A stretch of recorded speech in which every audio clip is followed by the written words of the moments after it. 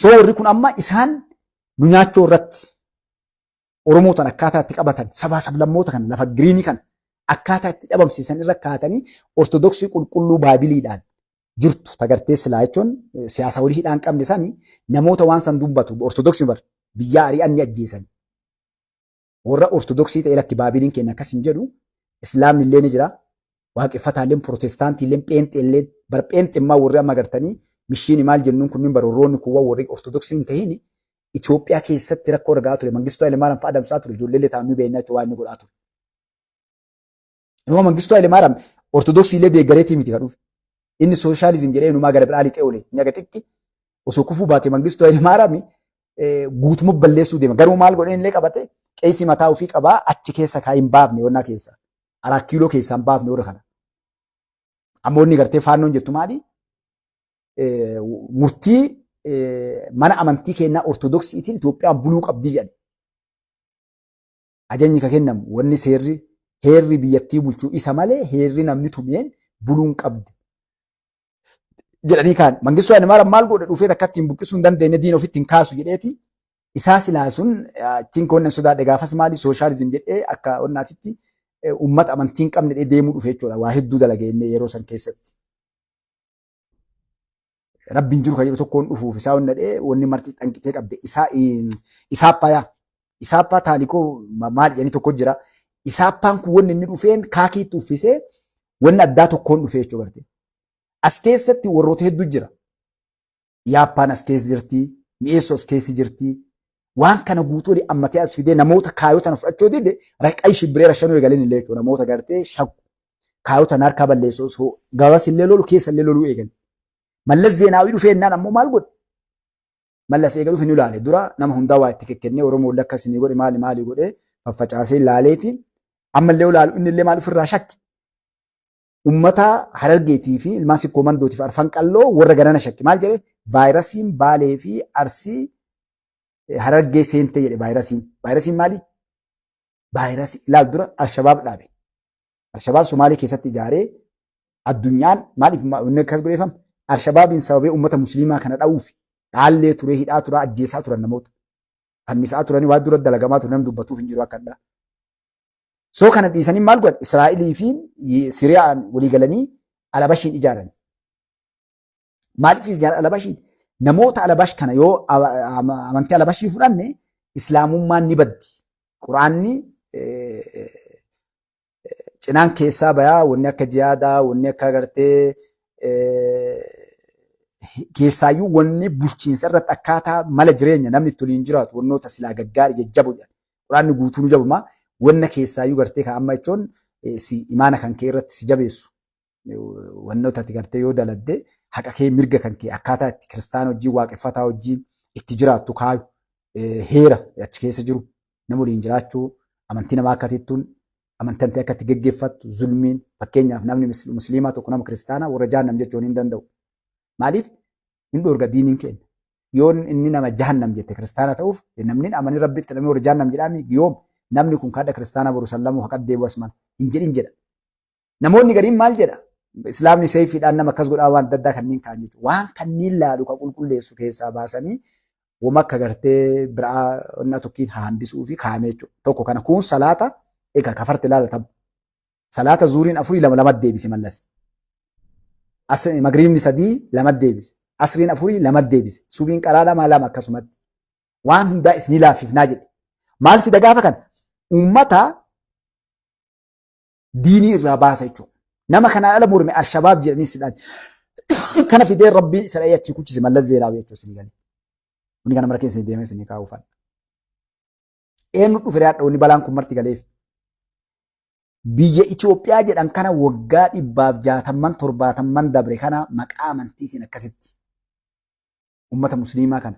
Uummata musliimaa qofaa miti. Waaqeffataa. Sabaa sablammoota namni najaa jalaa bahee jiru. Namoonni kun guutuu wanni Itoophiyaan biyya beelaa, biyya lolaa, biyya wallaalaa taateen kanaa jechuudha. Amma fakkeenya masqala addabaabaayii dirqiin kun harkaa fuudhan jechuudha yoo kana ni yaadatte. Nam tokko keessa ba'uun qabu makiina yeroo oofachuu mirga hin qabdanis harkaa jedhamee gahe lafa kiristaanaati malee.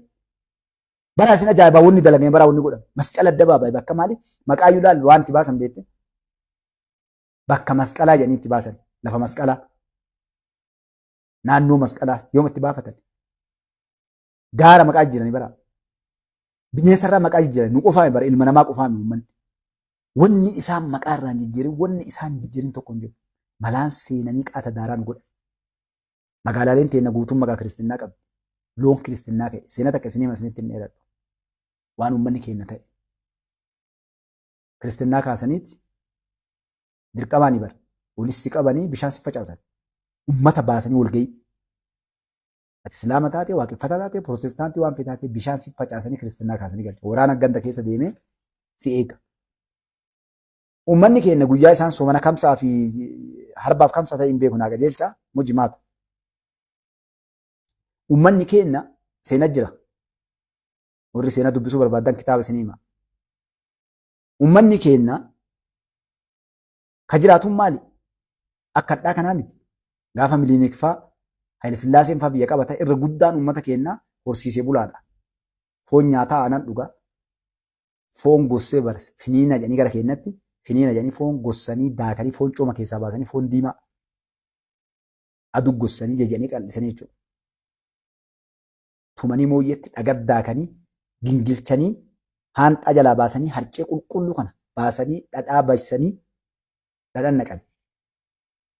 Ibiddarra kaanii haga dhadhaa kan inni dhugee quufee ol qabatutti finiina jedhanii. Guyyaa tokkoo nyaate guyyaa 3-4 osoo waan nyaanne deemuu dandeetta. Akkuma micciirraa jechuudha fakkeenyaaf micciirraa illee bachoo midhaan daattee ona goote. Namni yeroo san nyaata foon dheedhii nyaata aanan dhuga dhadhaa damma nyaataman. Kun hundi waan naatiin beekan amma duuba uummanni midhaan hin qabu. Kan nyaatu kana guyyaa soomanni ga'ee guyyaa soomanaa kana hin nyaatinaa jedhaniin ni rakkate uummanni.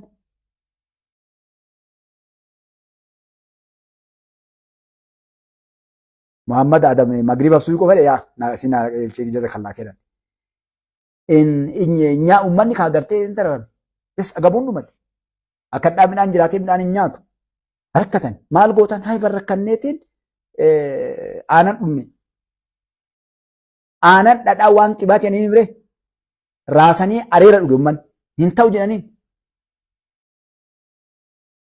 Foon nyaachoo dhiisi aanan dhuga hayyee maal akkamii jiraannaa jedhanii gaaf kaan maal godhe uummanni cinqamee bara. Loon laga buusee akka godhan san bishaan ciraa jedhan kana eegee fardaa bishaan keessa kaanii itti facaasan. Gaaf kaan nyaatanii eenyaan ilmaa nyaatan jennaan loon kiristinnaa kaafne jedhanii. Hagana takka daran namni kenna ilmaan Oromoo. Loon kiristinnaa kaafne wallaahi Oromooti bara.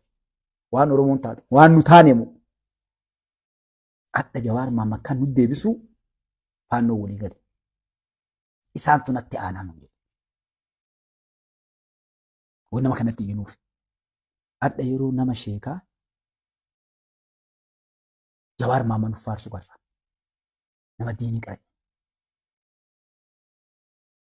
Nama ifatti dhaqee addoonni dubbatamaa jiru. Mucci ministeera jirana.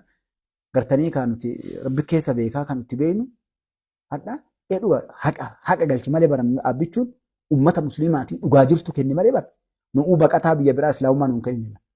Arakkiiloo illee islaamni bulchaan jiru. Hadha namoonni biyya bulchaa jiran yoo laalle akka 175 ummata kiristaanaa fi waaqeffataa ol keessa. Dhuga seenaa hadha musliimni bakka hedduu. Ajajaan raayyaa ittisa biyyaa ministeerri raayyaa ittisa biyyaa Asha Mahammad musliima dhuga argaa jira. Jeneraalonni hedduun musliima kaleellee jiran achi keessa. Loojistikiin gartee Abdurrahmaan Ismaa'eel hedduun namoonni gartee jeneraal Jamaal nama hedduu jira musliima. Ahmad Faaraa faati. Mahammad Shidee faa ni jiran dhuga guute. Nama kanaaf fide kana maraa kaleen dhufu namni kun maaliif fide mirga qaban? Affaar hangoo irraa hirmaachuun akkitti hadha musliimni guute. Somaaleen hangoo irraa hirmaachuun namoota dandeettii qaban. Namoota barumsa qaban.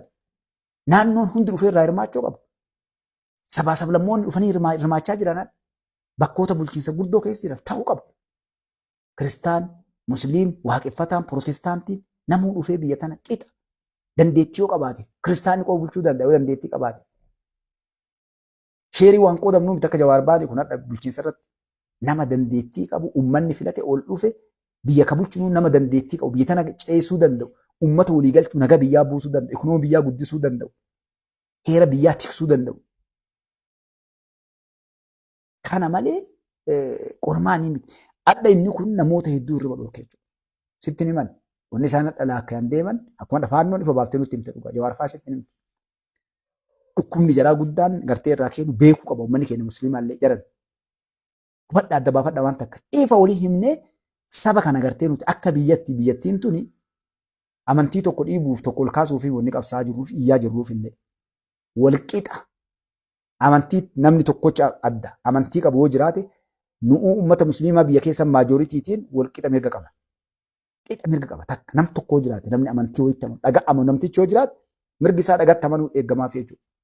Ka gaafatu mootummaa biyyaatillee miti uummata biyyaatillee miti amantiin rabbi gaafata abbaa qarra jiru hin jirre jechuudha. Garuu ati maal dhufte akkas taate namoota nu dura deeman uummata kana bakka buune jedhan qabsaa'ota ofiin jedhan eeggachuu qaban bakka amantii keessaa galuu qaban.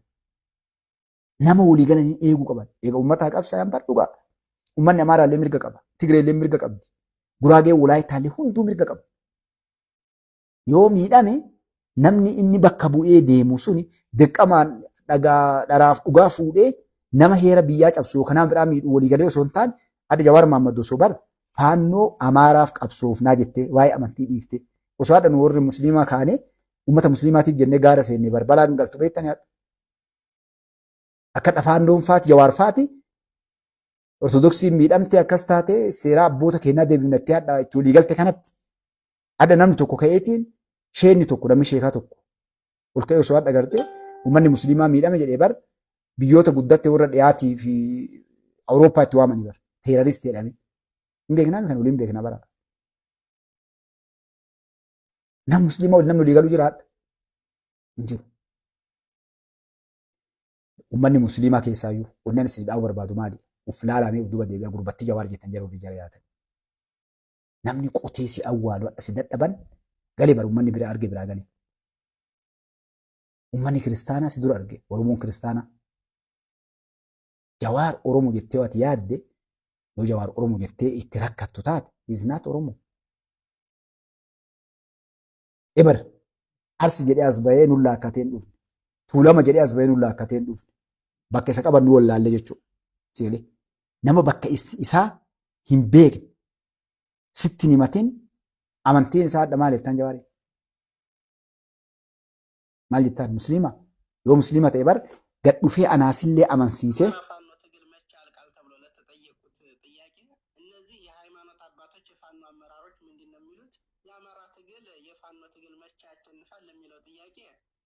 ሰዓቷ ጊዜ የተሰጠ ነው። እናም ያቺ ቀን ለማንኛውም ሰው ተነጋሪ አይደለችም። ቀን አለ፣ ነገር ግን ለእግዚአብሔርና ለሰዓቱ ነው ጊዜ እንደይዛቸው የያዝናቸው ቀኖች ሰዓቶች አሉ። ትንቢቱ ጊዜው ተነግሮ በዚያ ሰዓት እንደምናሸንፍ እግዚአብሔር እንደነገረን እንዳባቶቻችን ያው እናውቀው ቀን አለ። ያንን ግን ለእግዚአብሔር ለሰዓቱ ለጊዜው እንደምንሰራው እና ይሄ ቪዲዮ የተቀረጠው እንግዲህ እዚህ ገዳም ውስጥ ነው እና እዚህ ገዳም ውስጥ ነው ማሊ ዋይ ፋኖ ረጋፍተን ቄሱሌቾ ቄሱሌ ዋይ ፋኖ ረጋፈተኒ ማሊ ፋኖን ጀናን ergamtoota rabbiin erge yeroo eeggatti guyyaa ta'u tokkotu jira gartee ben qeessulee jira bar rabbi biraa dhufuu jarri waraana rabbii ta'u ka'ennu ortodoksii kana kanoonni isinitun dhufamma dhiifama naa godhaa haasaa keessa kalee dheengadde yeroo hedduu waan kana waan isinii kaasaa ture waan kana kaasee isinii fide gaarii tana eegaara jennee amma gara xumuraa deemna inshallah sa'aatiin deeme isinittiin dheeradhu sa'aatii waan deemee jiruufi wanni kana isiniif deef kalee baallama isin seenaaf folcha namoonni waa'ee kana gubbatti hadheessaas dhuftee seentee jiraattan jee kalee baallama namoota waan seeneef namoonni viidiyoo kiyya hordofan waa'ee kana gubbaa gartanii akka na jalaan burjejjoofneef waa'ee amantii ortodoksii akkas nu goote maal nu goote warri kun ortodoksii illee bakka bu'an qorbaadha bakka tana wanni uummanni kiristaanaallee naa hubachuu qabdan haasofna irra jirullee kiristaanni akkas nu godhe yookaan ortodoksii akkas nu goote warra maqaa ortodoksiitiin daldaalu nutuu bara Oromoon ilmaan Oromoodha. Mooraa meeqa irra beektu isin? Mooraa hedduu jirra. Hin galli malee hawaasa keenyaa galtuuf isin tuqaarra. Maaltu akkas godhe uummata kana? Jawaarfa maaltu akkas godhe? Islaama balleessuuf miti. Jibbaa Islaamaatiif miti. Leenjisanii barsiisanii nu keessa bobbaasan. Duubaan nama isaan mukatti cabsu jira. San malee wanta akkam fudhu dhugaa wallaalliitiin argan akka muummichi ministeeraa dandeettii qaban akka biyya kana ceesan seenaa dalagaa jiran anaase caalaa beekan Jawaar Faatu.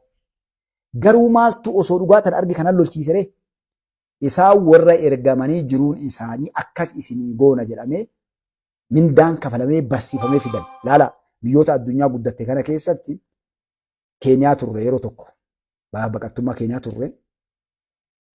I think waggaa 15 gana fakkaate Keeniyaatti waa'ee heera biyyaarra waan jedhan namni biyya alaatitti baratee dhufe tokkollee akka Keeniyaan bulchine jedhanii yaadni dhiyaate. Namni yuunivarsiitii biyya alaatitti barate maaliif jedhanii namni yeroo yaadu tokko kaleesse explain godhe ibsuu qaba. Maali jennaani tokko yuunivarsiitii itti barate san kaayoo sadarkaa biyya sanii teknoolojii isaanii heera isaanii hawaasa isaanii ollaa isaanii waa hundattuu jechuudha agartee kan isaan baratan isa. Namni waa'ee biyya teennaa Keeniyaan akkas jedhee barsiisin jiru tokko yoo as dhufan isaan akkasii yaadanii biyyi keenya biyya fagoo jirtu waa'ee biyya keenyaan baratanii sammuudhaan qaramanii dhufuun ni mala.